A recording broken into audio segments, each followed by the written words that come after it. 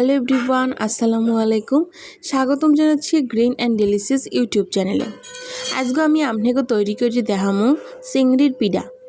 তো আপনারা দেখতে পাইলেন কাডালি চিংড়ি খুব ভালো মতো ব্লেন্ড করে লইছি।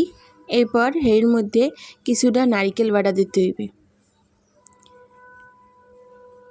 এরপর একে একে সব মশলা দিয়ে লইতে হবে, যেমন হলুদ গুঁড়া, মরিচ গুঁড়া, ধনিয়ার গুঁড়া, জিরের গুঁড়া, মানে খুবই সামান্য সামান্য পরিমাণ মতো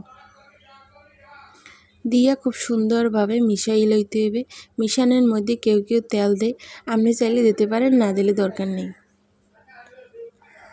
এরপর একটা কলা পাতা রেডি কইরা কলা পাতায় মিশ্রণটা ঢাইলে দিতে হবে।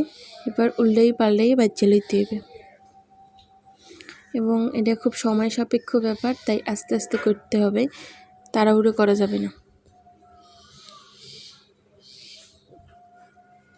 বন্ধুরা দেখছেন কত সহজভাবে তৈরি হয়ে গেল আমাদের মজাদার চিংড়ি পিঠা। আপনারা কে কে এটা খেয়েছেন জানাবেন, ভিডিওটি কেমন লাগলো সেটাও জানাবেন।